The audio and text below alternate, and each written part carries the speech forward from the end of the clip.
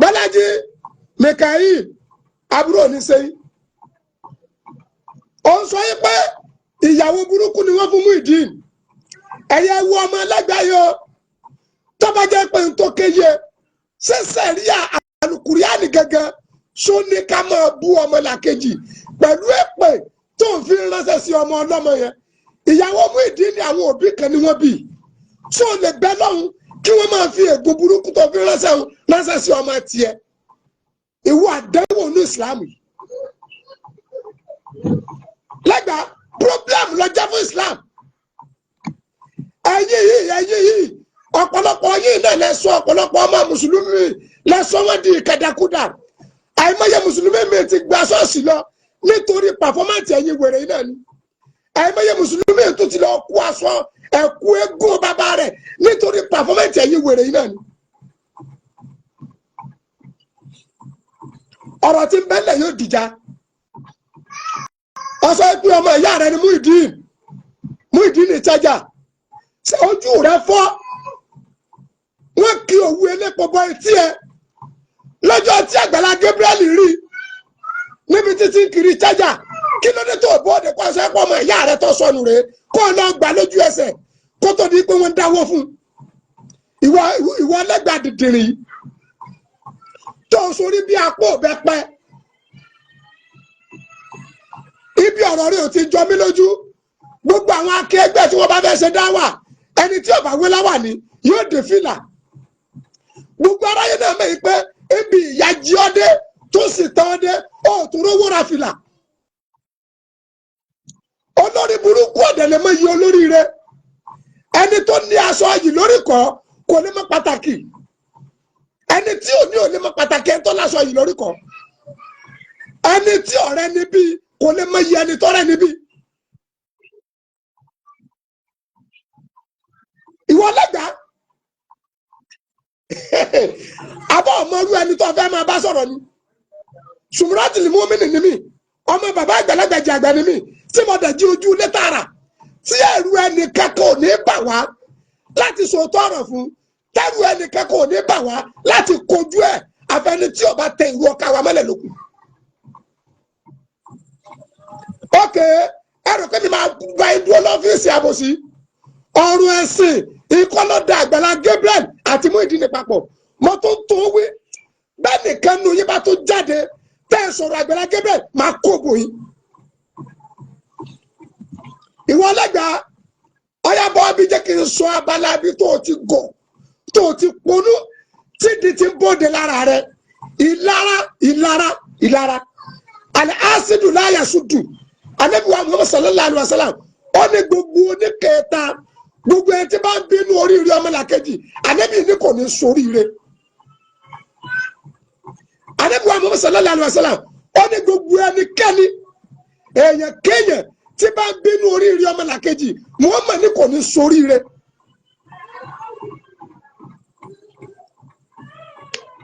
Ànábì ní ò ní soríire ó bọ́ọ̀dẹ nísìn ó ń ṣépè fúnyàwó Muyideen lẹ́nu tiẹ̀ ṣe ìwọ ọ̀run sọ ọgbàgbé páwọn kan ni wọ́n bí ọjọ́ tí wọ́n ń sọ lọ́nà láìpẹ́ Muyideen ti rí yàwó kí ló dé tó àlọ́ fọ ọmọ rẹ kan fún ìwọ òpònú dèdèrè yìí irúgbẹ́ tó kó wà ní onítùmọ̀ àwọn ọmọ yahoo lè ń darúgbẹ́ sí o irúgbẹ́ pọ̀ ní gáràjì o àbẹ́tẹ̀ tí wọ́n ti ń tagbó irúgbẹ́ pọ̀ ń bẹ́ o ọgbọ́n irúgbẹ́ pọ̀ láàrin àwọn ọlọ́kadà o irúgbẹ́ pọ̀ lórí fídíò àwọn tí ń gbá bọ́ọ̀lù náà dárúgbẹ́ sí gbogbo tó kó àánú ètò kó àánú irun tó kó àánú bí ìgbàdo yẹn bí ètùtù ìgbàdo kò nítumọ̀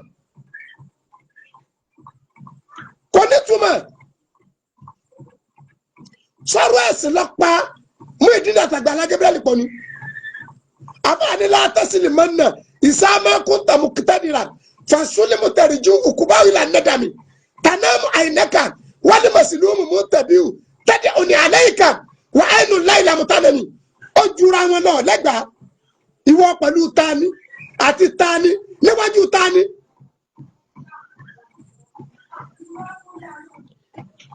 nígbà tí wọ́n ń fa ìyàwó fún Muyideen tó sọ fún gbogbo ayé kò lórí fúnra òun ẹ̀yà àfa yìí ẹsẹ̀ yìí olórí burúkú èyàn báyìí gan-an lẹ́gbàá èpè mú ọ ni ọbọ̀dé òǹsẹ́pẹ̀ fún Yàyà Gàmbàrí sẹ́bí ò bímọ sẹ́bí wọn náà bímọ sọ ọbẹ̀ náà kọ́ ọ̀fà bẹ́ẹ̀ jóná sẹ́bí ò bímọ ìwọ bọ́ọ̀dé òǹsẹ́pẹ̀ fún Yàyà Gàmbàrí sẹ́bí wọn náà bímọ lẹ́gbàá kí làwọn olórí burúkú wá nínú Islam àmọ́ ti kẹrẹ mẹ́rọ Gloria àbúrò ní sí ọ ọwọ́ àṣẹrùgbẹ́ bí irúgbìn ọkọ irúgbìn tó ń gbé kiri kò nítumọ̀ torí ẹ̀kọ́ onírúgbìn àrí lára rẹ ìṣe onírúgbìn àrí lára rẹ ìwọ onírúgbìn àrí lára rẹ àwọn alùsùnà mélòó ni wọ́n jáde nítorí ọ̀rọ̀ Muyideen àtàgbàlá Gabriel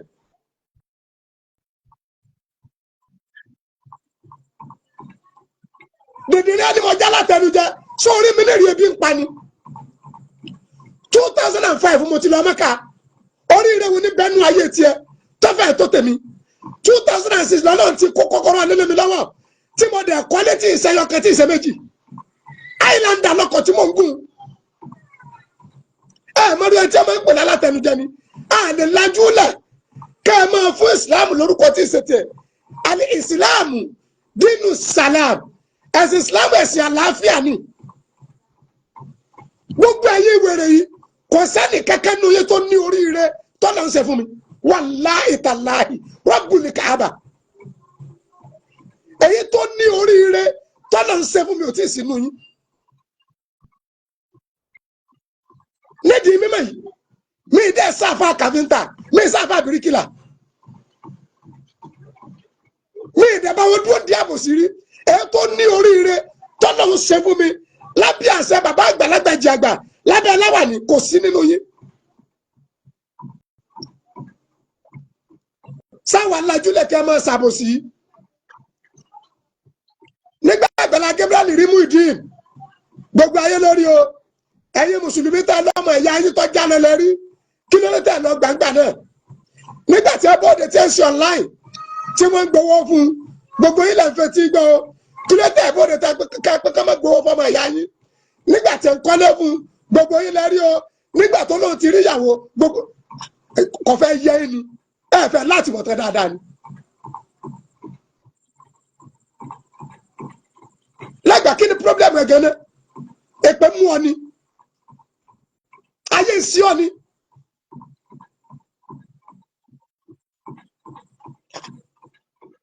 ṣe bí Al-Qur'ani lọ sọ fún wa pé fáńkì òun nàbí ìsinmi àlìhìnà mo ní kọ́ máa kéwú yé Muyideen kọ́ lọ bá àwọn ẹbí ìyàwó rẹ̀ onímọ̀ wí kẹtẹkẹtẹ ṣé kò lẹ́tọ̀ àti lọ bẹ́ bí ìyàwó ẹ̀ ni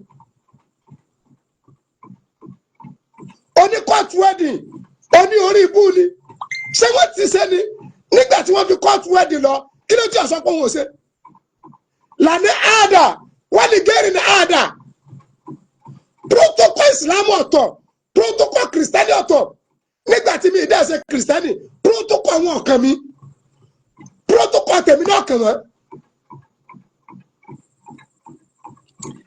ṣé nígbà tí ìyàwó rẹ̀ ti wá tẹ̀lé sẹ́mi ní kí n fokùn wọ ìyàwó tí ọ̀tọ̀ lọ́kọ̀ ẹ̀ ṣé bó ń lọ́mọ nítorí nígbà tí ìyàwó rẹ̀ ọ̀tẹ̀lé tó bá jẹ́ kún orí ìwọ lẹ́gbẹ̀ẹ́ ìpẹ́ kò yẹ kí wọ́n gbà lámọ̀ràn wípé kó lọ bá àwọn òbí ìyàwó ẹ̀ ṣé human right lọ fọmọ fún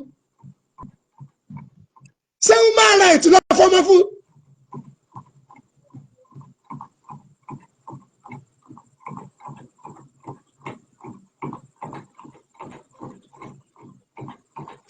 ṣé human right lọ fọmọ fún ṣe báwọn kẹni wọn bí ìyàwó ẹ̀ adẹni ọlọba àwọn ẹbí ìyàwó ẹ̀ ìwọ ọlẹgbàá dìndìnrín òpònú yìí báwọn alùsùnà ṣe pọ̀ tó àwọn tó rí wọn pẹ́ àwọn tí wọ́n mọ nǹkan tí wọ́n ń ṣe tí wọ́n mọ ntọ́tọ́ tí wọ́n mọ ntí ọ̀tọ̀ mélòó lọ jáde tó dá sí ọ̀rọ̀ Muyideen àtàgbàlá Gabriel.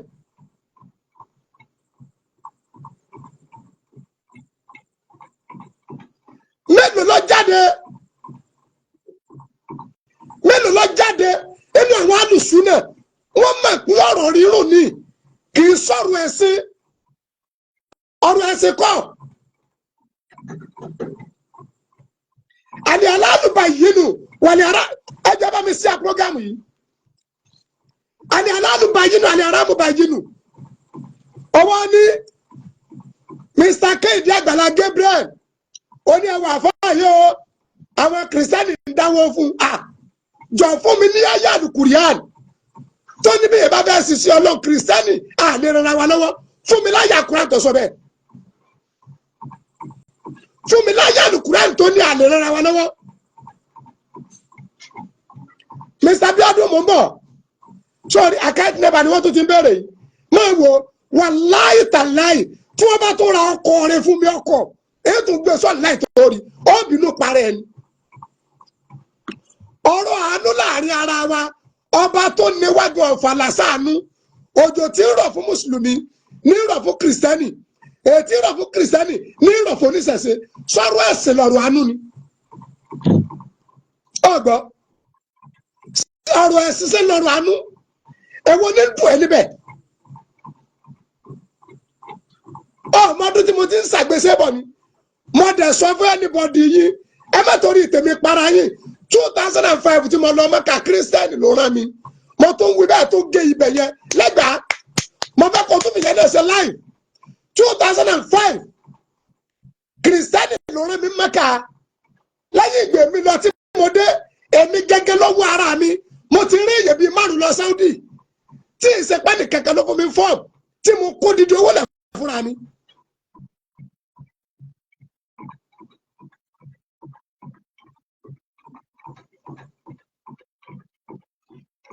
olórí burúkú ni ìwọ alágbà mo fẹ́ máa yọ ọ̀rọ̀ rẹ fún ọ ni o ó gbọ́ sórí pé wọ́n tún ti béèrè àkáǹtì mi dẹ̀ wàláhì tàláhì rọ́bùlì kábà mi ṣàtúnṣe nítorí owó àmọ́ nínú ilé ibi tí wọ́n ti bí àwa ìṣàbòsí inú ìlú wa níkìrè àfààyè gbàbòsí àní parọ́ fún yẹn mi dẹ̀ nígbà kan parọ́ fún mi.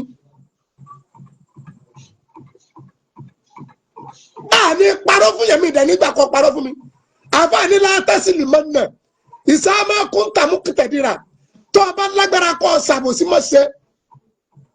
gbogbo ọ̀rọ̀ tí lẹ́gbàá sọ kò lórí kò nídìí sẹ́mu ìdí ní ọ̀lẹ́tọ̀ kọ́ lọ sọ́dọ̀ fámìlì ìyàwó ẹ̀. ìwọ lẹ́gbàá kí ni ìdájọ́ sẹ̀ríà Al-Qur'an kí ni ìdájọ́ ẹ̀sìn Islam tó ló ń ṣe kí ni ìdájọ́ ẹ̀sìn tá a ní Muyideen ti wọ̀ kí ni ìdájọ́ ọbẹ̀. ìwọ lẹ́gbàá nígbà tí Muyideen tí ó lọ sọ́dọ̀ àwọn human rights ipe ẹ bá ń sọ fún ìyàwó mi o kọ́ máa bọ̀ lé ibi àbá ń gbé lọ́wọ́ ẹnu gbé ṣé kò sọ fẹ́ yìn àfa rẹ̀ kó tó lọ ṣé kò sọ fẹ́ yìn àfa rẹ̀. ìwọ lẹ́gbàá ọlágbára o ọ̀pọ̀lọpọ̀ àwọn tẹ́mi dẹ́rì tí wọ́n máa ń ga wọ́n máa ń gbọ́n ni àṣẹ gíga tí wọ́n ga ìbò ṣe ga tó náà lọ gọ̀ tó ló ponú tó lẹ́gbàá ọ̀fọ́nú gan lẹ́gbàá ọ̀fọ́nú gan ó ti gọ̀ jù bọ́ọ̀lù rẹ ti ré bí ọrùn àgùn fọ́hún iná ẹ̀ ní ẹ̀gọ́ rẹ náà gùn tó. lẹ́gbàá níbi tí dídìrín ń bẹ lára ọ̀pọ̀lọpọ̀ yín dé ẹ̀ ń tẹnu mọ́ pé Muyideen fọ tọ́lẹ̀tì torí wọn lẹ́gbàá tó wí ọ̀pọ̀lọpọ̀ àwọn tí wọ́n ń bu lówó nílùú èbó ṣe àmọ́sẹ́ táwọn ṣe tí wọ́n fi ń sànú ẹni tí ń tọ́jú arúgbó bẹ́nu wọn ẹni tí ń fọ tọ́lẹ̀tì bẹ́nu wọn ẹni tí ń dènà pé arúgbó bẹ́nu wọn owó yìí ni wọ́n ń sẹ́ndì sóhun owó yìí ni wọ́n ń sẹ́ndì àrísìkù yáàtì wà ńlámúyẹ́sí ẹ̀sọ́ ibù kátìmù ní wàláàkìn ṣúgìlù ní mọ́rù mọ̀kìtùbù tọ́lẹ̀tì wo gẹ̀ ní fọ̀gẹ̀ ṣé wèrè ń bẹ́ lára ẹni lẹ́gbàá ṣé ó sì kiri ni Àgbàlá Gabriel ń yàgbẹ́ sára ni Àgbàlá Gabriel sì fìgbẹ́ kó tọ́lẹ̀tì ni Àgbàlá Gabriel járúgbó ni táìtánú mẹ́pẹ́ fọ tọ́lẹ̀tì àwọn tí ó wà nílùú èbó ọlọ́run mọ́ dẹ̀dà musẹ́lì kẹ̀kẹ́ nu wọn mọ́ bá ní kún wọn náà mọ́ bá ní dáàbò rẹ̀ bò wọn ọ̀pọ̀lọpọ̀ àwọn tí ń bá nílùú èbó tí ń ra ọkọ̀ bu ẹlòmíì tí ń bu èyí ní 10 million tẹ́ ẹ bá gbọ́ iṣẹ́ tẹ́lòmíì ṣe ẹ̀rọ ọlọ́wọ́ báyìí.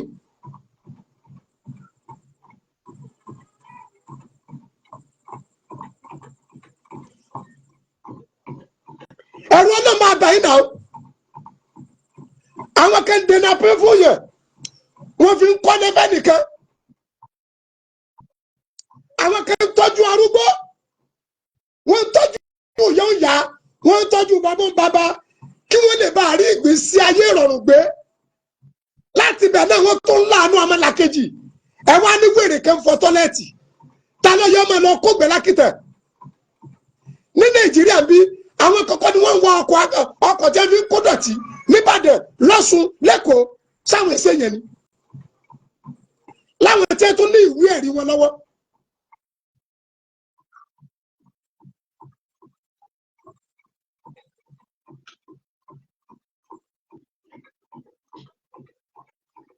sẹ́wọ̀n mukadam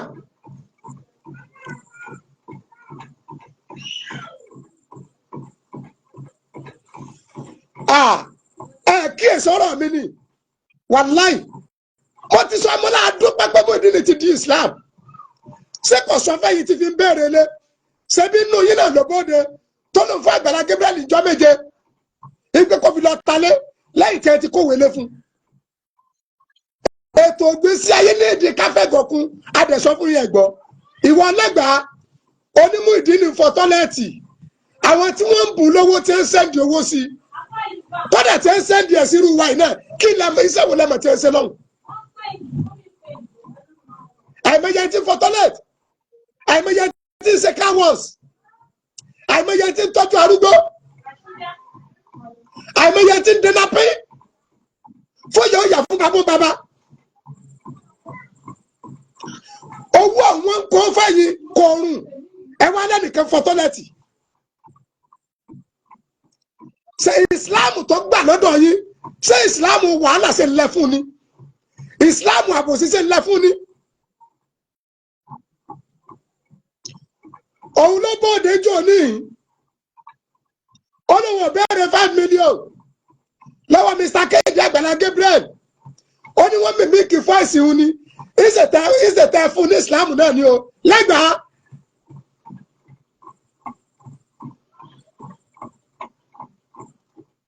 ìṣètẹ́ fún ní ìsìláàmù náà ni o ìṣètẹ́ fún ní ìsìláàmù iná ni wọ́n mímí kí fọ́ọ̀sì wọn o.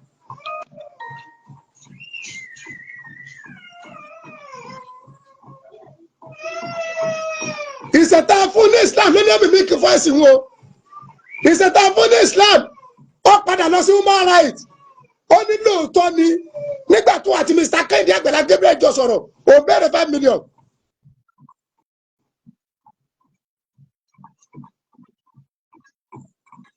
ó lè béèrè 5 million ọ̀lẹ̀ ìmọ̀lẹ̀ àbí ọ̀lẹ̀ ìmọ̀lẹ̀ ṣé Islam fàyè gbẹ ká máa parọ́ torí pọ́gbọ́ pé bàbá Kọ́lé Olóòtú wọ́n láwọn ò fún ẹ̀ tó bá báwọn wá ẹ̀ tó là káàtì àti nẹ́mbà yẹn wọ́n láwọn ò fún ní 1 million ṣé Islam wèrè tẹ́ fún nìyẹn ìwọ lẹ́gbàá òpònú àgbàlagbà tó kó irun wánu bí o kọ́ àwọn ayé mẹ́jọ ń tọ́ dáa.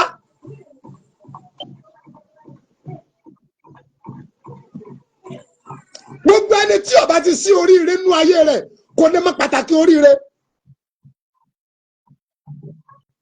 ẹni tí ó bá ti lóríire wọn sọ̀rọ̀ mọ́ ọ máa fẹ̀mí wéwọ ọmọ ọdún tí mo ti ń ṣàgbéṣe ni ilé ọlá tí ó tó mọ́ yìí ọmọ ìyàwó ọmọ mi tó bímọ tó kó ọmọ lọ́la tí ó tó mọ́ yìí ọkọ ẹlẹ àdẹnumọ ọkọ ẹlẹ àtúni igi mú méjì ní orí fa ìwọ ní mú ìdí ní fọtọ́lẹ́tì tálẹ́ yọ ọmọ kọgbẹ́ tálẹ́ yọ ọmọ tọ̀lẹ̀ lórí nígbà tẹ́ ẹ mọ̀ pọ́ mọ̀ ẹ̀yà yín ni nígbà Àgbàlá Gabriel rí kí ló tẹ̀ lọ kó padà àwọn mùsùlùmí tí wọ́n lẹ́gbàá sọ yí pé wọ́n dààmú wọ́n wà lọ́dọ̀ Àgbàlá Gabriel ṣé bí ọ̀pọ̀lọpọ̀ olórí burúkú yìí náà lẹ́lé wọn lọ ṣọ́ọ̀ṣì ọ̀pọ̀lọpọ̀ yìí náà lẹ́lé wọn lọ ṣọ́ọ̀ṣì wọ́n bá bùkátà dọ́dọ̀ yìí ẹ̀ní lè máa gbọ́ wọn lè bá bùkátà 1000 péré dọ́dọ̀ yìí kẹ́rí gbọ́. ìtàsọ ni pé ìsìláàmù ò pé ká máa sọ fún yẹn pàdùn nítorí kó lè bá a kírun ọ̀rọ̀ Ọlọ́run olúwa ní bàdà basimọ́là fáìsátìmọ̀ náà ń tún fáàkímù sọ̀láàtà nígbà tọ́kàn yín bá balẹ̀ lọ kírun ẹni ọkàn rí ọba lẹ́tẹ́ bí ń patara ní tíyà ń jẹ mélòó ló sunkún dọ́dọ̀ yín tẹ́ ẹ ràn lọ́wọ́ mélòó sẹ́yàrò yìí pé ìyá ṣe ń sin náà ni àwọn ní gbogbo àwọn tágbàlá Gabriel tó kó lọ ṣọ́ọ̀ṣì táwọn àgbàlá Gabriel kò kó bọ̀ lọ́rùn ìkọ̀ọ̀kan nù wọn sí òsì mọ́mú ládùúgbò wọn ni kò sáfà ládùúgbò wọn kí ló táwọn yóò fèsì ìṣòro wọn.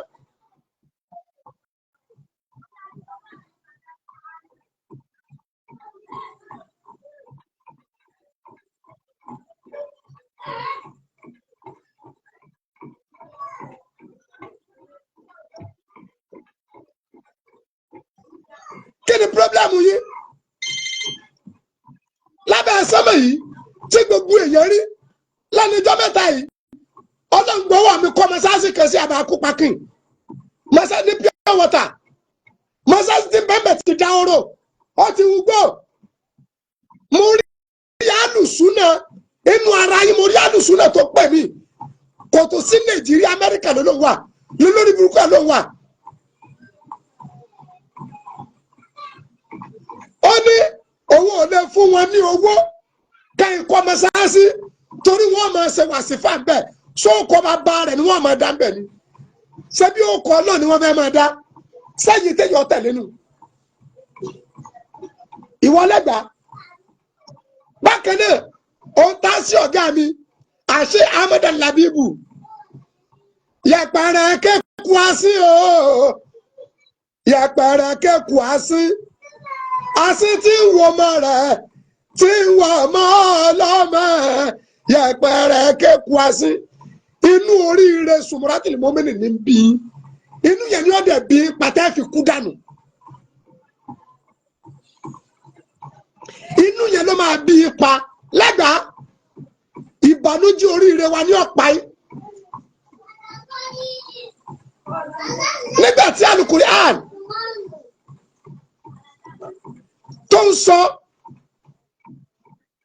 wípé mọ́sán lẹ́dì yùkìrìdùn láwù kọ́rìdọ̀ ní asàlẹ̀ tààlẹ́ni náà tí ọ̀yà ọlọ́run lówó tó dáa sọ́nà ń fi àlà sí ni sọ́ni mùsùlùmí nìkan ló ń pè ní sọ́nà ní kìrìsìtẹ́nì nìkan ló ń pè ní mọ́sán lẹ́dì ọba àjẹ́ mùsùlùmí ọba àjẹ́ kìrìsìtẹ́nì ọba àjẹ́ oníṣẹ̀ṣẹ̀ kò sẹ́ni tí ò lè rẹ́ra wọn lọ́wọ́ nu gbogbo wa. ẹ pẹ́ sùúrù ni ẹ wo tí lẹ́gbàá ń sọ ọlọ́kọ̀wọ́ bọ̀ mí lẹ́nu ó gbé tọ́pìkì jáde nítorí mi nìkan máa tọ́jú ọjọ́ orí lọ. ẹgbẹ́ gbogbo kátìkàtì tá a bá ń sọ. èmi ló ní mo sọ kátìkàtì o. ó pa màálù èrò lọ bí omi nǹkan kọ́nà tó ṣàlùwà ṣé ìyàwó ni Muyideen nífẹ̀ẹ́. ẹ máa gbọ́ òpònú lẹ́gbàá o. ẹni tó lọ ṣe court wedding ṣerú Muyideen nìyẹn lẹ́ lọ ṣe court wedding fún. sẹ́mi mo ní ó ṣe court wedding. kedere ó rí ikú ìgbà. òpònú sẹ́mi mo ní ó ṣe court wedding àbí wọ nígbà tí ń ṣe court wedding ṣé wọ́n fagídí fọ́ọ̀sì ẹ̀ ni. tó bá jẹ́ pé ìyàwó ló lè fẹ́ ṣe court wedding kí ló tó wọ̀ sọ pé ọ̀tẹ̀ ń lọ́rùn kí ló dé. ṣégbà tí Mr. Kẹ́hìndé Àgbàlá Gabriel tọ́dẹ̀ sí adúrú tó tó bẹ́yẹn fọ́nà lára wa ṣé kí n má wí ni. mọ́sáàsì ọ̀hún wọ́n ti tò tẹ́ lónìí mọ́sáàsì wọn wọ́n ti tò tẹ́ lónìí. wọ́n kú ní ìtura títí ọ̀tọ́lá páànù àti igi ló kù. ṣé tá a bá ń kírun bẹ́ẹ̀ ẹ rò pé Mr. Kẹ́hìndé Àgbàlá Gabriel ò ní ní ládàá wàláhì yóò ní ládàá yóò ní ládàá pọ̀ kú sí Ọlọ́run lọ́wọ́. àyà tó bá ní òní ní àdìs tó bá ní òní ẹ máa gbọ́rọ̀ rẹ̀ lọ. kó sẹ́yìn lẹ́yìn ní gbogbo tó wà bẹ́ẹ̀ obìnrin ní favour Islam lòdì sí totally mùsùlùmí tí ó bá fẹ́ káyé ń bàjẹ́ kó má dra yẹn kóòtù ẹ̀dì tí Muyideen ṣe aburú ló jẹ́ fún gbèsè ayé ẹ̀ ẹ wo kátìkàtì tá a fa ìwà sọ ẹ máa gbọ́ bí tí mo tẹ̀ fẹ́ lù kọ́ ní àmọ́. èyí tó ló ń fẹ́ lò ìbànújẹ́ tó dé bá gbogbo ẹ̀yin ayé ìbànújẹ́ tó dé bá lẹ́gbàá ìní pé torí pé ẹran ọlọ́run lọ́wọ́ lára wa ẹkún ọlọ́run ló ń pa mọ́sáàsì wa ìbànújẹ́ tó dé bá nu o ẹ̀yin awórí rẹ̀ bí apá ọ̀bẹ pa.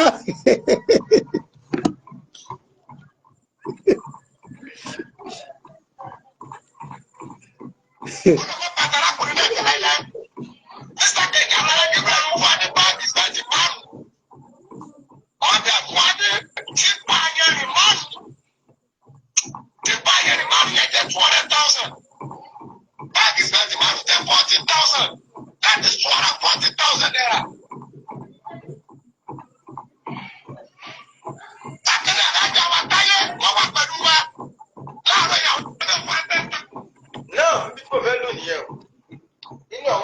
Ẹ máa gbọ́ níbi tó ń fẹ́ lónìí èmi tí mò ń bu Highlander jeep jẹ́ kí n sọ tọrọ bẹ́ẹ̀ bá bò mí ní 1 naira wàláì máa rojọ́ rẹ̀ fọlọ́run èmi ìsọ lórí burúkú bíi yìí abáramọ̀ọ́rẹ́ jẹ gbogbo òun oríire tí mo ṣe àwọn èèyàn ni wọ́n ṣe fún wa nígbà tí ẹ bá pa ìsọ lórí burúkú èèyàn ọwọ́ níbi tó fẹ́ lò ní pé àwọn tí wọ́n kún ọlọ́lọ́ ọmọ yìí àwọn tí wọ́n kọ́ Káàbà ni Ànábì wa Muhammad sallallahu alaihi wasallam nígbà tánàbí dìde sẹ́ránṣẹ́ àtàwọn tí wọ́n jẹ́ mùsùlùmí àtàwọn tí wọ́n ṣe mùsùlùmí àwọn ni wọ́n kó lọ́wọ́ ní àfáàgbà ní wáàsí búkà ọ̀nà mùsítàbà àkọọ́lá ìdààmú àtàwọn bíyà mọ dọ́ra Usmanu mọ dára Usmanu nínú àwọn sàbí Ànábì kì í ṣe mùsùlùmí tẹ́lẹ̀ oníṣẹ̀ṣe ni kì í ṣe mùsùlùmí tẹ́lẹ̀ látara àfẹ́ tó ní sí Muhammad òun ló kọ́kọ́ gbówó lẹ̀ tó fi ran Ànábì lọ́wọ́ látara sẹ́ẹ̀sì bá a ṣiṣẹ́ bá a ṣe ẹ̀sìn rẹ̀ yìí àárọ̀ lọ́wọ́ tó rán aláìkí ẹ Usmanu gbówó lẹ̀ iṣẹ́ àti ìwà Ànábì wa Muhammad sallallahu alaihi wasallam ńlọ́sùn Ànábì lọ́sọ̀ Sayyidina Usmanu ńlọ́sọ̀ di mùsùlùmí bóde kọ́ wá dìbọ́ǹkì kò nírọ̀ ni mo pa wọ́n jẹ́ ìsọ̀bọ́bọ́ fún ọ ẹ̀mí mi sọ mi pé ó kù díẹ̀ tí màá rẹni tí ó bù mí ní káà ọkọ̀ rẹ kún èyí tí mò ń lò kí ni pírọ́blẹ́mù yín ó ní tí ń dùn ún nu ẹ máa gbọ́ o. wọ́n ti sọnù unity àdéhùn náà yìí ó ní Mr. Kẹ́hìndé Àgbàlá Gabriel wọ́n fún àwọn ní tipa ayanrìn 5 that's 200,000. ìbànújẹ́ ò ní ọ̀pá ọ́. báàgì sìmẹ́ǹtì 5 ìyẹn jẹ́ 40,000 ó ló jẹ́ 240,000. Mr. Kẹ́hìndé Àgbàlá Gabriel tó jẹ́ kírísítẹ́nì ṣé ń gbọ́ mi kírísítẹ́nì lè donate owó fún yàn sùmọ́ṣáṣí kò ní gbáládé ìpínlẹ̀. àyàwó ló sọ bẹ́ẹ̀ àyàwó ló sọ bẹ́ẹ̀ tọ́lá ẹgbẹ́ kírísítẹ́nì lè donate owó fún yàn mọ́ṣáṣí kò ní gbáládé ìpínlẹ̀ àyàwó ló sọ bẹ́ẹ̀ alukurani tó ní máa ń jà bí asánẹ̀tì máa ń jà ẹnikẹ́ni ni máa ń jà bí asánẹ̀tì ẹnikẹ́ni tó bá ṣe dáadáa kan fún yàn fọláwù asiru ní àmúṣálìyà olúwa ní mẹ́wàá láàfin dá padà mú àyà tó sọ yìí pé bí kírísítẹ́nì bá ṣèyàn lóore kò ní gbalada lẹ́gbàá mú àyà yẹn wá tó o bá mú wá kò ní yé ọ mo ṣàlàyé jẹ má àyà yẹn wá.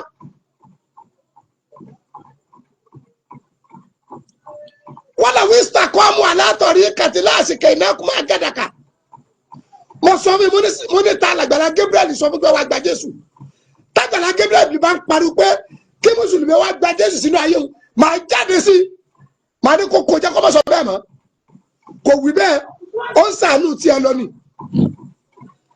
àwọn mùsùlùmí tẹ́ ní ẹgbàá ṣọ́ọ̀ṣì lọ àwọn ní ẹ̀mọ́ tí ń rí tẹ́ ìgbàbẹ̀ lọ kò sí bèbí inú wọn ìyálé ilé baálé ilé ni wọn máa tí ń rí ẹ̀yin náà ẹ̀yin ṣe dúró àfi ẹ máa ṣàbòsí kẹ́ ẹ máa gbéra yín lẹ́sẹ̀ mọ́sáàsì là ń kọ́ yìí tí wọ́n ń kó wa lọ́wọ́ yìí ni wọ́n ń torí ẹ̀ fẹ́ para rẹ̀ yìí ṣebí kálímà la ilaha illallah la máa wí bẹ́ẹ̀ ebọ́dọ̀ la fẹ́ máa sìn bẹ́ẹ̀ lẹ́gbàá ọ̀yà súnmọ́ bí ìwà gbọ́ o Facebook tó ti ṣe live kírísítẹ́nì ló ní o kírísítẹ́nì ló ní Facebook o ajá pé bó ṣe ń sọ̀rọ̀ Facebook yẹn ọ̀tá ọlọ́run ni ọ́ kírísítẹ́nì ló kírètì Facebook o lẹ́gbàá kírísítẹ́nì ẹjọ́ ẹ má bá mi sí àpọ́gàmù ẹ má bá mi láìkì ẹ̀ kírísítẹ́nì ló kírètì Facebook o ìwọ lẹ́gbàá WhatsApp kírísítẹ́nì ló kírètì ẹ o TikTok kírísítẹ́nì ló kírètì ẹ o ọdẹ jàǹfààní gbogbo ayé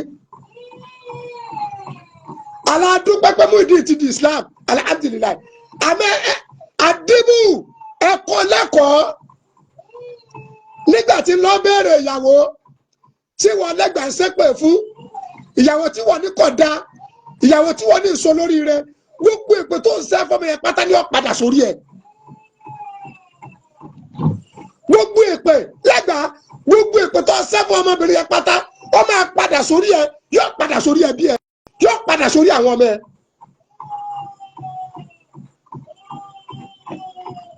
gbogbo èpè tó ń ṣe fún Yàyà Gàmbàrí àti wá àti gbogbo dúkìá rẹ̀ lẹ́jọ́ ní inshallah rahman ọlọ́pẹ́ òótọ́ rẹ̀ kò pé méjì tẹ̀ déwájú ọlọ́run ọ̀rọ̀ tí ń bẹ láàrin Muyideen àtàgbàlá Gabriel kì í sọ̀rọ̀ ẹ̀sìn.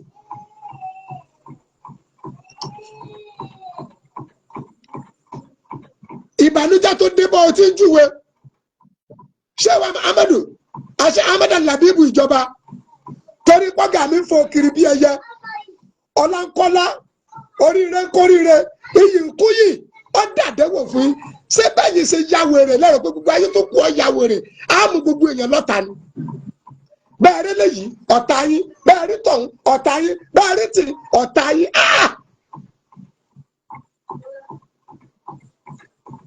sẹ́yìn lọ lọ́hùn tó dún kálukú sórí ilẹ̀ ni.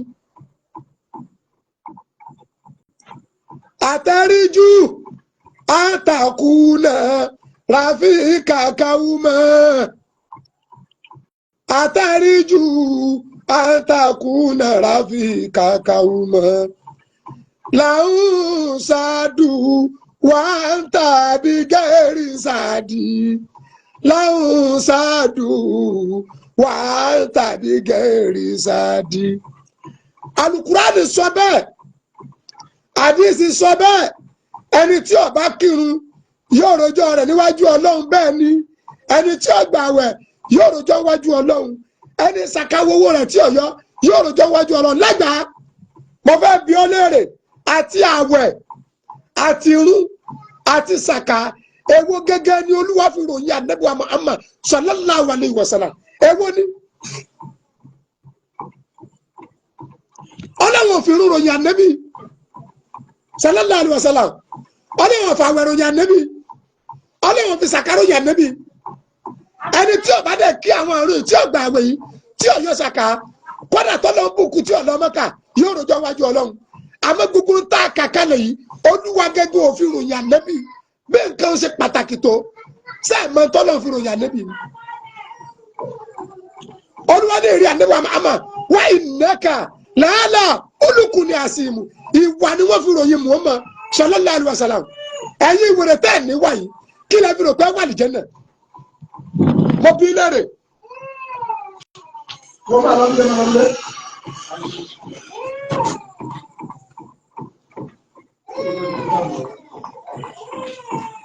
Kí la fi rò pé wà lìjẹ́ náà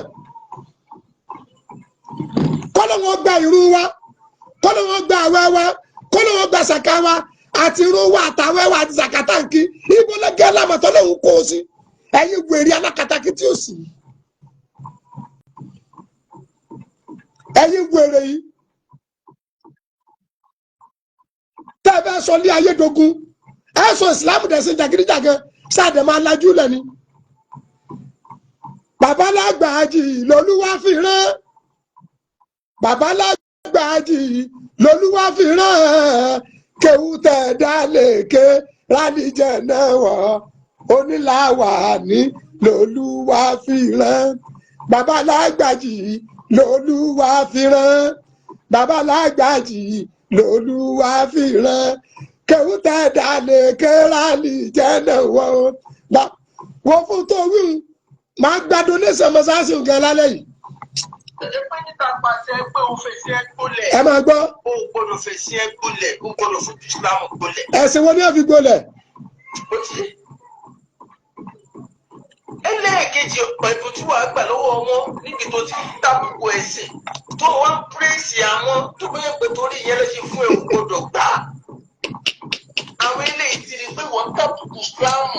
ẹ̀sìn wo ni ó fi ń gbólẹ̀. Islam ò lè gbólẹ̀.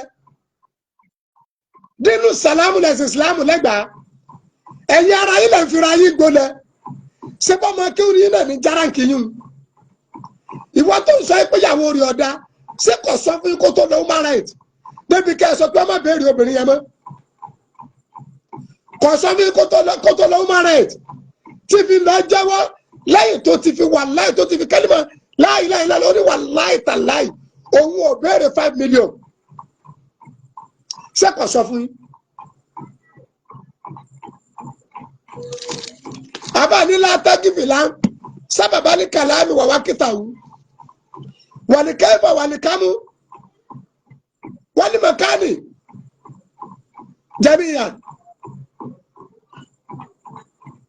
Ìntọ́ bá jẹ́ ìpìlẹ̀ ọ̀rọ̀ ẹ mọ́ gbàgbé ìntọ́ pa Àgbàlá Gabriel àti Muyideen pọ̀ kì í ṣẹ̀sìn ṣé gbàgbé ìpìlẹ̀ ọ̀rọ̀ ni ẹ lè kí tẹ̀sí bọ̀ bẹ́ẹ̀ ti fẹ́ dá wàhálà alẹ́ l'Ógbómọ̀ṣọ́ náà nìyẹn. kọ́nà tó yẹjú tẹ́ǹtì ìlú ti dáná bà ló lù jẹ́ wọ́n fi ṣe é ni kí lẹ́ sọ ìsìlámù dẹ̀ sí ẹrù sí kí lẹ́ sọ ìsìlámù dẹ̀ sí wàhálà sí ẹ̀sìn tó lùwà gẹ́gẹ́ sọ fún sẹ́lámù àmà sallallahu alaihi wasallam al-yawma akmaltu lakum dinakum wa atmamtu alaykum ni'mati wa raditu lakum ìsìlámù dín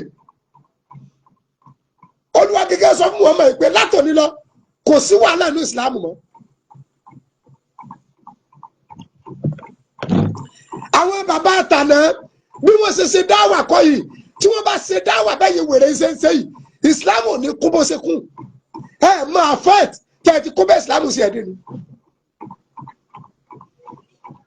ìwọ ọlẹ́gbàá tó fi yẹ kó rí rí ó pé alùsùnà mélòó lọ dá sí ọ̀rọ̀ Muyideen àtàgbàlá Gabriel wọn lè dá sí orí tí wọ́n pè wọ́n yìí sọ̀kònú kóra mọ́lẹ̀ bíi tiẹ̀ wọ́n yìí ṣe afọ́nufọ́ra bíi ti lẹ́gbàá. àwọn tí ẹ̀mẹ̀ yìí pé táwọn fẹ́ tò ní Islam pọ̀ yàtọ̀ sí wérewère ó fọ tọ́lẹ́ẹ̀tì rọ̀ èmi láyé máa bá fọ tọ́lẹ́ẹ̀tì èyí gba 10,000 jọ́kẹjọ. àwọn tí wọ́n ń tẹ̀lé ọkọ̀ tí ń kó dọ̀tí èlò sálárì wọn. àwọn tí ń tẹ̀lé ọkọ̀ tí ń kó dọ̀tí èlò sálárì wọn. wèrè òpònú ẹ onífọ tọ́lẹ́ẹ̀tì lẹ́yìn ẹ̀gún jẹ́ lẹ́yìn ẹ̀bùn ó ń gbẹgbẹ̀rún mẹ́wàá ọ̀rọ̀ ẹ̀sìn kọ́ lọ́pàá wọn pọ̀. ẹ mú láìfù kan jáde ibi tí Àgbàlá Gabriel àti Muyideen ọ̀yá wa di Christian wọ́n gba Jésù sínú ayé ẹ̀.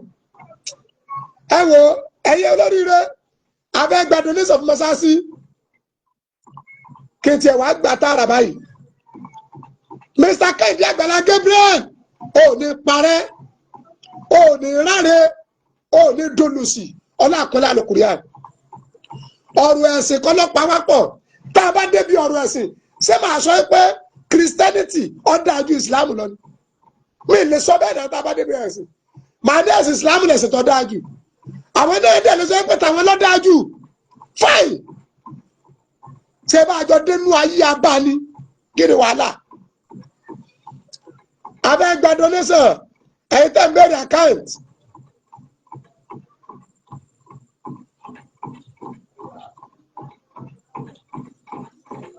ìrònú yẹn ni ó pa ọba ìlẹ́gbàá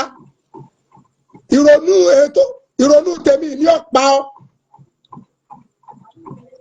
lẹ́yìn òfin kí sún sáàtì ní sáàtì ní Kùránì wí.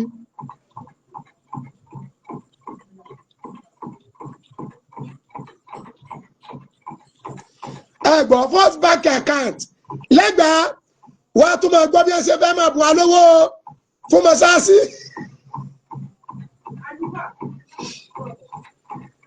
First bank 30 38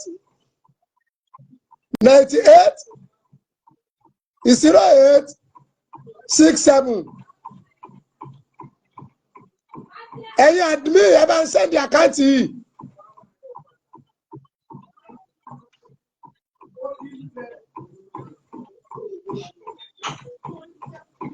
àkáǹtì yẹn nìyẹn.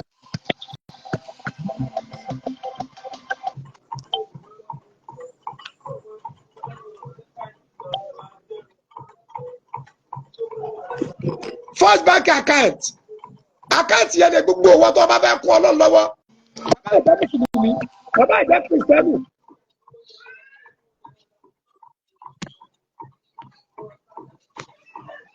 Ọba ìjẹ́ Mùsùlùmí, ọba ìjẹ́ Kìrìsìtẹ́nì. Account number yẹn ni first bank account. lẹ́yìn àwọn òun takò mùsùlùmí bíi tiẹ̀. Kí ni mo fi ń takò Mùsùlùmí? Ẹ máa gbọ́.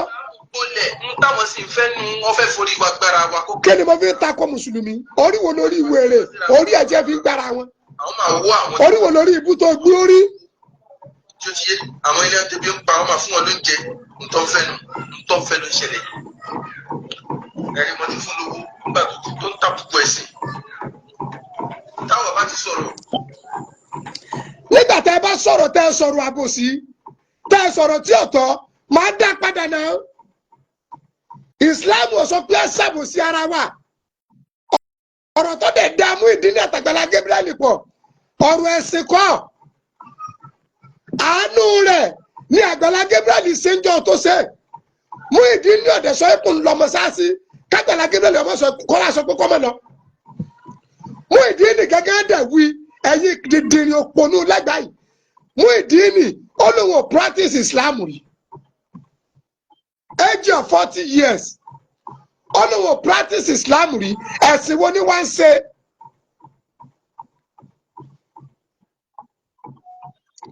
Ẹ̀sìn wo ni ń ṣe? Àkọ́bí ìyá rẹ̀ jẹ́ Pọ́ọ̀lù. Àbíkẹ́ ìyá rẹ̀ jẹ́ Ṣẹ́gun. Òun jẹ́ Muyideen. Níbo ló ti rí Muyideen tí ń jẹ́? Bàbá tiẹ̀ mọ́ ọkọ̀ ọ̀kẹrin nínú ọmọ ìyá ẹ̀. Wọ́n ní ọmọ mẹ́rin ìyá rẹ̀ bí. Àkọ́bí ìyá ẹ̀ tọ́jà gbọ́ Muyideen jẹ́ Pọ́ọ̀lù.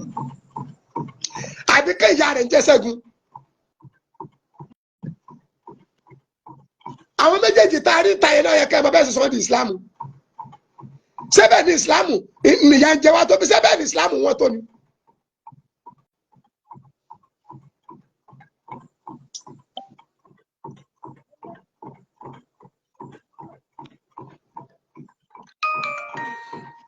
Account number nìyẹn. Abẹ́ kọ́mọ́sáàsì yẹn ní oṣù mọ̀sùmọ̀ pọ́lọ́wọ́ kan Inshallah Rahman. Àlùbáríkà ọlá bíbí ọ̀sálà Muhammad. Àtàtìlẹ́ ọ̀rọ̀ yóò dùn á. Ẹ̀yin náà lẹ́bọ̀ọ́dẹ. Ẹni mọ̀ nídìí ọ̀dá ẹni wà ní mọ̀ ọ̀dá ẹni kíní kan ọ̀dá ká máa ṣàdúrà ká máa pẹ́ràn ọ̀dá èpè mú yín ni. Sẹ́yìn tẹ́ ń takò ìsìláàmù ẹgbẹ́ yín tẹ́ ní gbogbo tó kálukú bá ń sin ọ̀dá àfi tẹ́yìn ṣe nìkan lọ́dá. Tẹ́yìn ṣe nìkan lọ́dá. Gbogbo ẹ̀yin olóríire tẹ́ ní fi òdodo. Mọ́sáàsì yẹn mo fi àkànnú oṣù yìí. Ó bínú pé Mr. Kẹ́hìndé ó fún wa lówó ẹ máa wọ ètò fẹ́ fàyọ gẹnu. Kí ni wọ́n fi ń fi ojú ìsìláàmù gbolẹ̀? Níbo ni ìsìláàmù gbójú ẹ̀ sí tẹ́ fi fún gbò? Lẹ́gbàá mo rò pé fìlà àti láwàní tó ọmọdé gan kò torí rí ó pé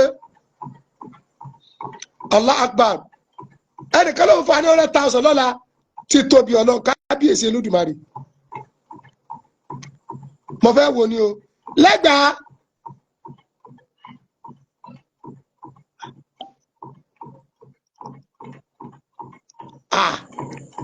yà sálí jalal wal ikram lẹ́gbàá ó tún ti sẹ́ o wàlẹ́ ọ̀gbẹ́ni yóò ní rọrùn sùtọ́bà ẹ̀rí láìfù mi.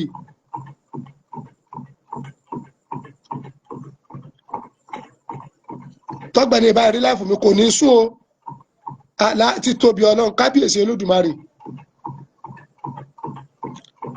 mo fẹ́ wo kọ́ńtà náà ń fa ní $100,000 lọ́la ni o.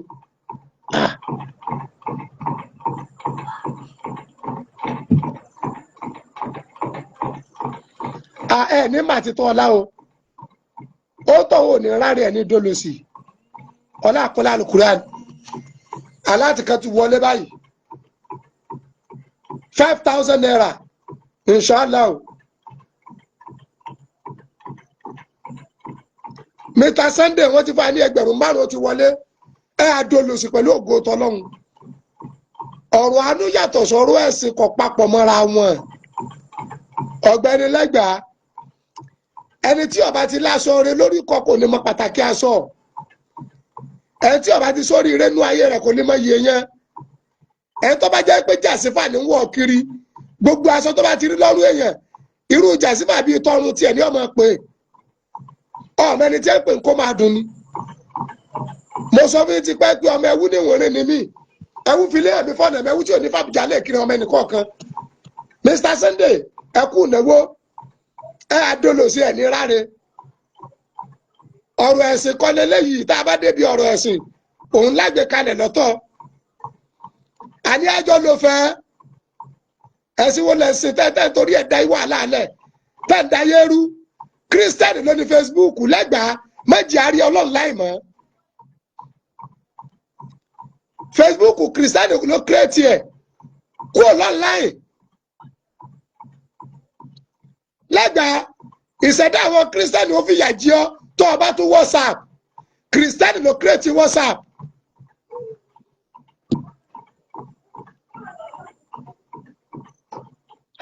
Lẹ́gbàá tó o bá tún wà TikTok ìṣẹ̀dá àwọn kírísítẹ́nì ó ní ọ̀la kírísítẹ́nì ló kírètì TikTok.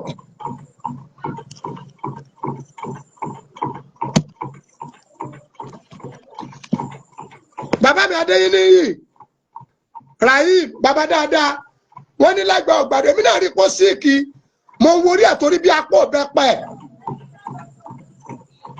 Mr. Sunday àbúrò ní sẹ́yìn bàbá mi Adéníyì ẹ̀ ní parẹ́ bàbá wa Abdulrahim rè àwọn mùsùlùmí rere àwọn àgbà dáadáa àwọn tí ẹ lè pètè Islam dáadáa.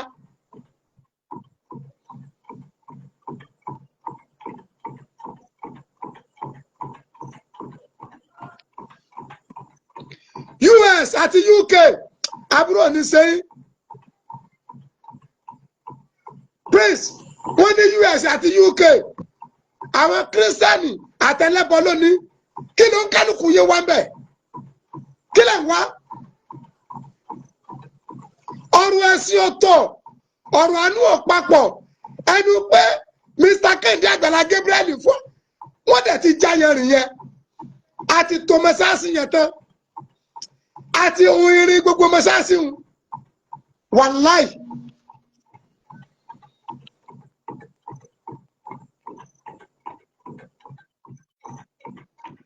Mr. Ọláwọlé Tèmítọ́pẹ́ 5,000 naira tí ilẹ̀ ti wọlé Ọláwọlé Tèmítọ́pẹ́ ẹ̀ ní ráre ọlọ́wọ́ sẹ́yìn lẹ́sùn olóore kí ló dé. Lẹ́gbàá mọ́tò tó ń kálukú lọ́ra ní Kútọ́nù níbìkan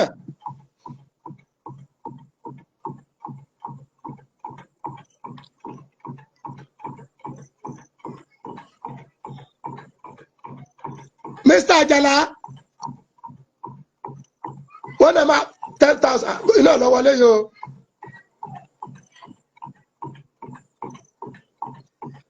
Akọ́mọláfẹ́ Olúṣẹ́gun 10,000 naira ẹ ní dólòsì kẹ́yàyé yín ọlá àkọlá alukurani.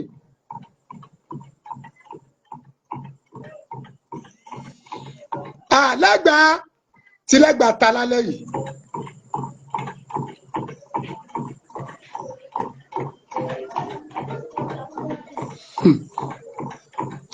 Rúbẹ́n Olúṣẹ́gun 10,000 naira ẹ àdólòsì ọlọ́wọ́ sẹ́yìn lẹ́sùn olóore.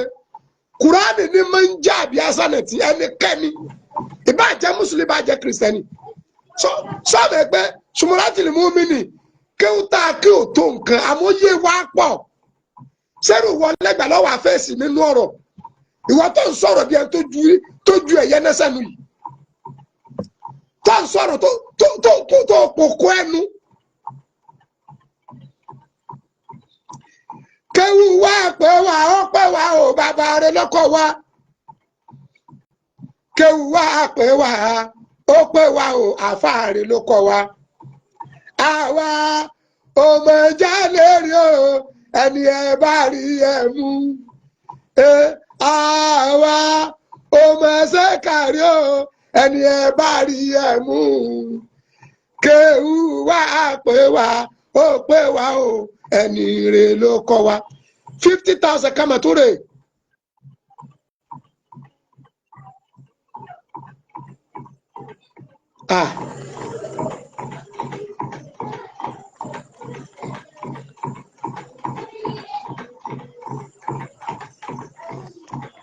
Ọdún mi kìíní yóò gbó kọ́ wá o ẹnìkan tó ti fún wa ní 50,000 naira owó 50,000 pẹ̀lú ògo tọ́lọ́hún ọlọ́run ní fara ní o mo sáré transfer rígì card ọlọ́run ti mọ̀ yín ní fòsì lu ayé yín ọlá àpọ́nlé Al-Qur'ani ìbùkún ọlọ́wọ́ máa wọṣẹ́ yín ìbùkún ọlọ́yọ́ máa wọṣẹ́ yín ọlá abọ́lọ̀ ń ṣètò nú ọlá rẹ̀ ọlá abọ́lọ̀ ń ṣètò ọlá abọ́lọ̀ ń ṣètò.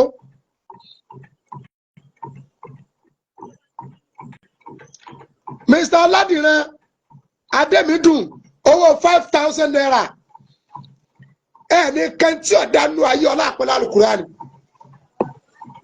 Adémídùn Ọládìran 5,000 owó yìí ti wọlé lẹ́gbàá ẹ bá mi sí àpọ́gàmì kọ́ dọ́dọ̀ lẹ́gbàá wá bẹ̀ mí wò ń jọ kan wà á mọ̀ pa àfa àtọ́nà ń bá a ṣàyí ẹ̀ níní ọlọ́run káwọn olórí rẹ̀ tì mí ìyàwó ọmọ bíbí inú mi ò tún kó ọmọ lọ́la.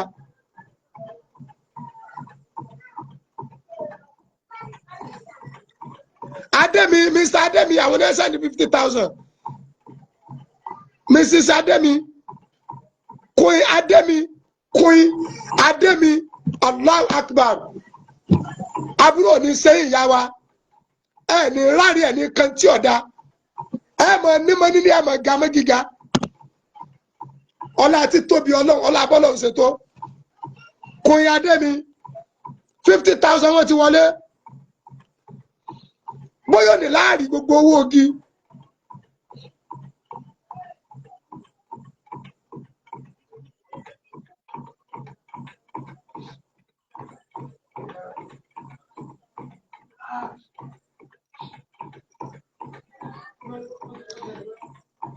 Mr. Ṣẹ́gun Ọláyọ̀ àbúrò ní sẹ́yìn ní dẹni àná ọlá àpọ́nlé Al-Qur'ani ọlọ́run gẹ́gẹ́ tó dá wa kò dìfáìdì ìkẹ́ rẹ̀ láàrin wa òjò kan náà ní rọ̀ fún mùsùlùmí òjò náà ní kìrìsìtẹ́nì ó mú ń bẹ̀ òun ló ń ṣẹ̀ṣẹ̀ ó mú ń bẹ̀ kí ni wèrè tó rọ́ọ̀lù yìí gan. gbogbo ẹni tọ́lọ́wọ́ bá ti kó olóríire yẹn tì ká mọ̀ pàtàkì olóríire.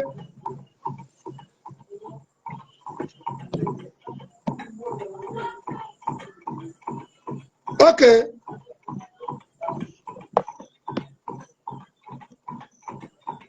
Mercy, àwọn ẹsẹ̀ ní 50,000 gbogbo wọn lọ́wọ́ bá ń ṣe dáadáa fún ọlọ́wọ́ ọba mi ti mọ̀ yín ó rí yín jù mí lọ ọmọ tó kànú ọ̀rọ̀ yín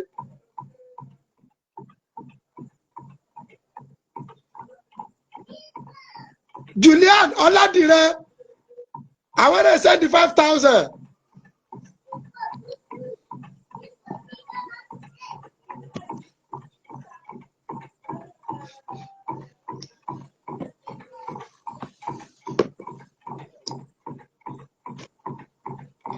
Adúpẹ́ páàyè ọpẹ́ ti yọ o adúpẹ́ páàyè ọpẹ́ ti yọ níbi àbáṣẹ mímọ̀dé.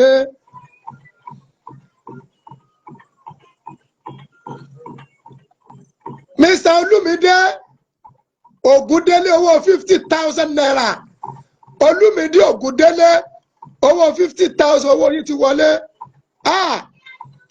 ní padà dólòsì àtọrọjẹ ní ráre Lẹ́gbàá ìbànújẹ́ dé bá Lẹ́gbàá Lẹ́gbàá ò ní ìkópa gíga báyìí Lẹ́gbàá ó fẹ́ ní ìkópa gíga o ìwọ máa wo rẹ ó gbúrò kòrónà tuntun ó rí tó fún mi kọ́kọ́.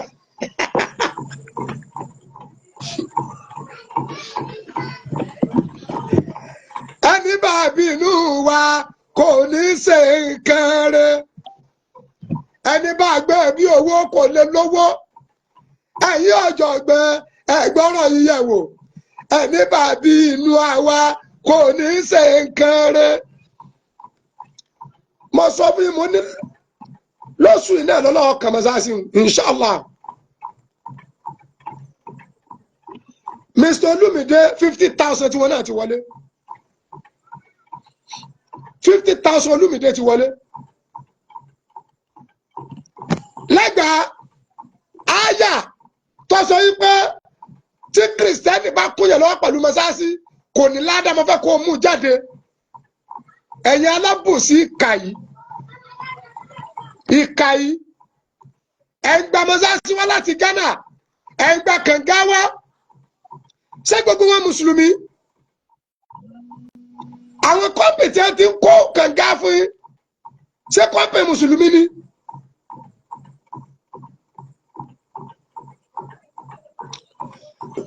Mr. Ajibade owó 2,000 naira ọlọ́wọ́ bá fi fún yín ní 200 million ọlá àpẹẹrẹ alukurian kò ní tẹ́lẹ̀wọ̀ yìí ká tẹ́lápọ̀ yín ọlọ́wọ́ san ọlọ́wọ́ dá padà.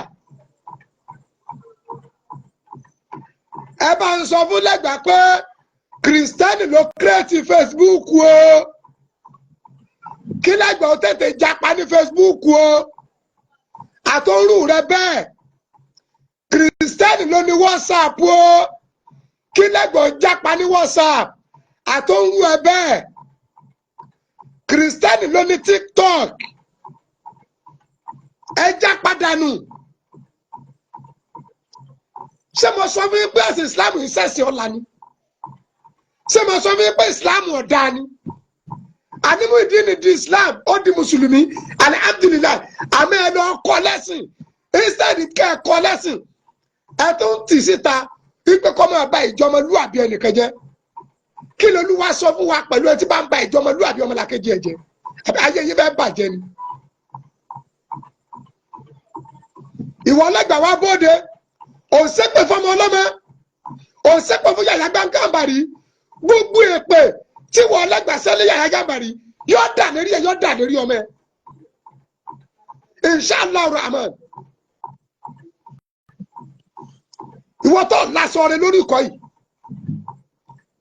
ọ wá sí láìfù náà rí kéye rí aṣọ kan lọ́rùn ẹ kọdá yẹn lọ́rùn pé yóò wà lọ ọ wọ jàlámì ààrẹ rí bọ́ àwọn sùkùtà tẹ̀wọ́n náà rádàdà báyìí bí olórí burúkú èèyàn lórí. Ànábì wa Muhammad sallallahu alaihi wasallam Ànábì gẹ́ béèrè ayé Muhammad ní Rabbana atina fi dunya hasanatan wa fil akhirati hasanatan wa qina azaban nar. Ànábì gẹ́ tọrọ bẹ́nẹ́fìtì ayé Ọpẹ́yẹmí mi àwọn tìlú ìnísànú àbúrò òní sẹ́yìn ìlú wa ń kọ́ lọ́hùn bàbá ìmáàmù ń kọ́ bàbá síbi ìmáàmù ìlú ìnísà ìlú Fẹ́mi lóyè ẹ bá ń kí bàbá dáadáa àti gbogbo jẹ̀mọ́ àwọn òwèrè alákatakítì náà àwọn náà ní ẹ fẹ́ dá wàhálà sílùú ìnísà Ọlọ́run ló jù wọ́n lọ àwọn náà ni wọ́n da ìlú Ògbómọ̀ṣọ́ rú Ọlọ́run ti jù yín lọ. Ọwọ́ ọ̀tá ni kọ́kọ́rọ́ àlìjẹ́ náà wà nù yín gan ọwọ́ ọ̀tá ni kọ́kọ́rọ́ náà wà.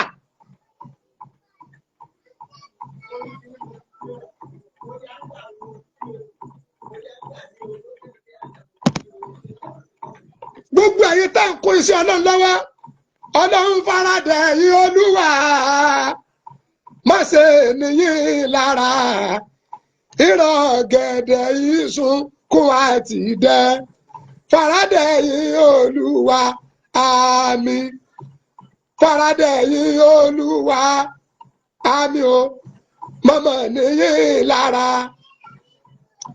ìran gẹ̀dẹ̀ ìsun kò àti dẹ faradẹ yìí Olúwa lọ́kùnrin lóbìnrin faradẹ yìí Olúwa lónílé lálejò faradẹ yìí Olúwa.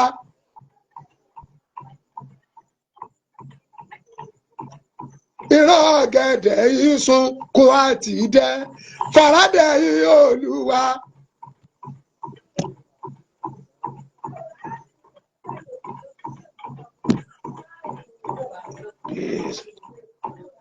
kẹ́hùwà àti akẹ́tẹ̀lẹ́gbẹ́ kankan ìjà àfa àtẹ̀mí kì í sáfẹ́ ẹlẹ́lẹ́gbẹ́dẹ́ ẹ̀yin ẹgbẹ́ lẹ́mọ̀ pé bí ni ẹ sọ̀rọ̀ lọ ẹ má sọ̀rọ̀ lọ bí àfa àsán gédégbé lèmi àmì àfa gédégbé mi sáfà kàfíńtà mi sáfà bìríkìlà mi sáfà kakọ́ mọ́ ń kéwù. Gbogbo àwọn ọmọ tí dẹ̀ ń bẹ lọ́dọ̀ mi ìgbowó oṣù mi ìgbowó ọ̀sẹ̀ lọ́wọ́ ọmọ kankan àgbowó ọdún ìjọ tó bá wá ń gàrí àtọ́ ọmọ gàrí láàmú ìjọ tó bá wá ní ráìsì àjẹ ráìsì ìjọ tó bá wá lómi ọbẹ̀ àmú Ọlọ́run dẹ̀ ń bọ̀ wá látara àtìlẹ́yìn àwọn olóríire yẹn kákọ́ máa ń kéwì iṣẹ́ mi nu káṣẹ wá sí iṣẹ́ mi nìyẹn káde ṣàdúrà fún yẹn kí wọ́n fọ̀rọ̀ ayé wọn lọ wá ká bẹ́ lọ́n fún wọn Ọlọ́run wọn dẹ̀ ti ju ara rẹ̀ mọ́ wọn lára.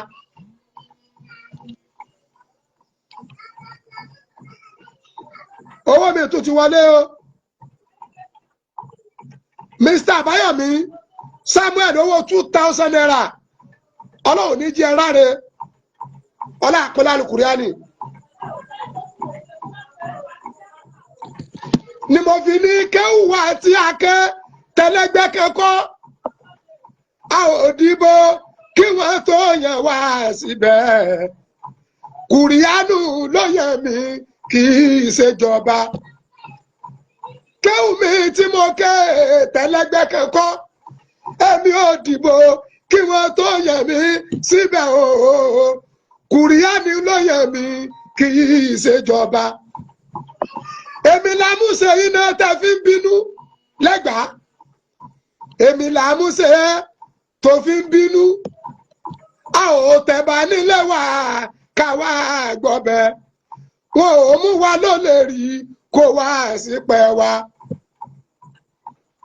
iṣẹ́ kéwú ogun ló jẹ mọ́ bí ọkọ̀ bí àdáni ní ìpìlẹ̀ bí blo kágbára wa báyìí ní ìpìlẹ̀ ẹ̀dá tí ó bá lè jagun kò ní lè kéwú. Gbogbo tí a ní agbára kọ́ ilé tí mo kọ́ agbára kọ́ Mọ́kà tí mo lọ agbára kọ́ ọkọ̀ tí mò ń gùn agbára kọ́ lára ìmọ̀ tó lọ fún àbúwájì gbájú ẹ̀ kíta wa wòlíì èké kọ́.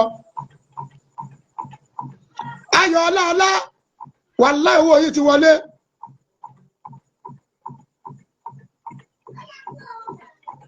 Owó 2000 naira kò ní tán lọ́wọ́ yín láéláé. Ọlọ́run bá ń fi fún yín ní 2 million. Ọlá ti tóbi Ọlọ́run. Jazakumullahu kullal khair. Ọlọ́run ti tó mẹ́sáàsì náà tẹ́ lónìí. Torí ìpọ́nìlá tó tẹ́ tí ó tutù ni wọn ò fi lè kẹ́pá kó ní ìtù rẹ̀ lọ́la. Wọ́n kẹ́ lọ́la látún lásìjọ́ mẹ́rin jàre àádẹ́kun ní ọba kú bá ṣe kàn mẹ́sáàsì. Mọ́dẹ̀mẹ́ pọ́lọ́wọ́ bá mi kàn. Súnmọ̀ gẹ́ látún lò páànù súnmọ̀ tẹ́tà ní 120,000. Adẹ̀bẹ́ ló 60 ton 60 bọ́ọ̀dù. Ọjà 1,760,000 lówó tá a fẹ́ ra páànù. Adẹ̀ragi àwọn olóríire yóò ṣe. Ìyá alábàárẹ̀ kàkà yá mi aláìjọ Ọlábí Sànúsí. My dear ó ti ní ká mọ̀ wọ̀rí. Ó ní lórí páànù. Kápì òfin alówó rárá yóò fà ní 1 million. Àwọn Mùsùlùmí rẹnu. Ọlábísí ẹkún òní tọ́ ṣẹ́mi ní ìrísí ìbànújẹ́ lórí ẹ. Ọlá abọ́lọ̀ ń ṣètò. Ọlá abọ́lọ̀.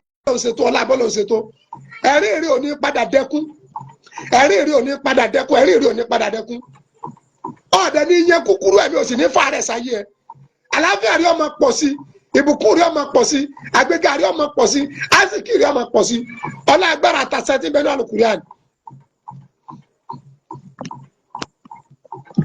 tàbá tí àdá mẹ́ta fáwọn ọ̀tá wa táyé wọn ti ta láláì ìgbẹ́bọ̀ sórí ta mẹ́ta ó ti dájú ayé ọ̀tá ti ta tàbá tí àdá mẹ́ta fáwọn ọ̀tá wa táyé wọn ti ta láláì ìgbẹ́bọ̀ sórí ta mẹ́ta ó ti dájú ayé ọ̀tá ti ta ayé gbogbo ẹ̀yin ọ̀tá ọ̀tá pátá ni. mo fi bàbá mi àgbà àṣẹ Ahmed Labeeb ìjọba wa kìnìún àgbàjì wòlíì ọmọ wòlíì àríwá àsíjà bí àdá sárídógó bàbá mi ṣe Ahmed Labeeb ìjọba àjànàkú kọjá mórí nǹkan fìrí tá a bá rẹ́rìn ẹja sọ pé arẹ́rìn lẹ́gbàá ṣé wàá tọ́gá mi wájú wà lẹ́bù ni dey play àbórí ń ta alágbá ni èmi Ọlásùnkànmí Àkànmú gẹ́gẹ́ gbogbo tí ń bẹnu ayé mi jù ọ lọ lẹ́gbàá ọfẹ́ wọ́ rẹ̀ lẹ́ni àbíkọ́ fẹ́ yí ọtí.